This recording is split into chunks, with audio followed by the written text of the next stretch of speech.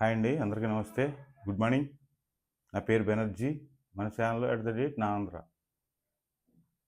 ఇవాళ చాలా ముఖ్యమైన విషయం మాట్లాడదారని వీడియో చేస్తున్నాను. దయచేసి పూర్తిగా చూడండి. అదే సమయంలో మన ఛానల్ పేరు @ నా ఆంధ్ర. కంటెంట్ నచ్చితే లైక్ చేయండి, షేర్ చేయండి, సబ్స్క్రైబ్ చేయండి. ఎందుకంటే ఈ వీడియో మీరు చేసే లైక్ల వల్ల హైప్ అవుద్ది. ఈ వీడియోలో మనం ముఖ్యంగా 4 విషయాలు మాట్లాడుకుందాం. మొదటిది, ఇది ఫేకా నిజమో నాకు తెలియదు, బట్ రూమర్. వచ్చే ఎలక్షన్లో వైసీపీ కానీ గెలిస్తే 5 సీఎంలు. ఆశ్చర్యపోతున్నారా? ఇది నిజం. ఎంతవరకు అన్నది మీరే చెప్పాలి. గత గవర్నమెంట్లో అంటే వైఎస్ఆర్ గవర్నమెంట్లో జగన్మోహన్ రెడ్డి గారు 5 డిప్యూటీ సీఎంలను ఇచ్చారు.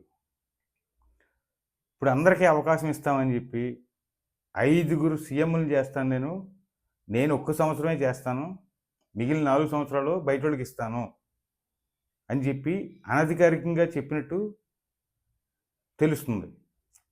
ఇది ఎంతవరకు నిజం, రూమరా అన్నది తర్వాత పక్కన పెట్టేయండి. ఇది నిజం అవ్వాలని కోరుకుంటున్నారా, ఇది రూమరే అని కొట్టిపారేస్తున్నారా? దీనికి మాత్రం మీరు కామెంట్ చేయాలి.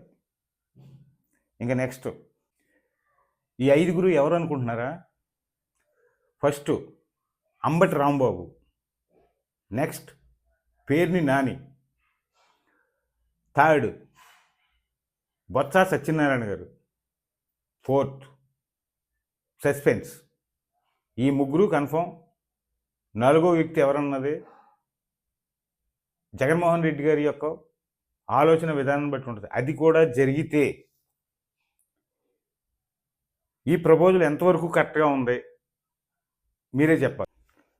నిజం చెప్పాలంటే దానివల్లే కవులు రెచ్చిపోతున్నారు మొత్తం. బొత్స సత్యనారాయణ గారు లీస్ట్ ప్లేస్లో ఉన్నాడు కాబట్టి లాస్ట్లో అంబటి రాంబాబు, పేర్ని నాని ఈ సీఎం పదవి ఆశించే బాగా రెచ్చిపోతున్నారంట.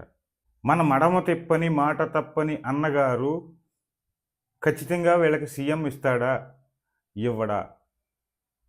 ఇస్తే మీరేమనుకుంటున్నారు, ఇవ్వకపోతే మీరేమనుకుంటున్నారు ఒకసారి చెప్పాలి. నా పర్సనల్ ఒపీనియన్ అయితే జగన్మోహన్ రెడ్డి గారు సీఎం పదవి వదులుకోవడానికి ఎట్టి పరిస్థితుల్లో ఒప్పుకోడు.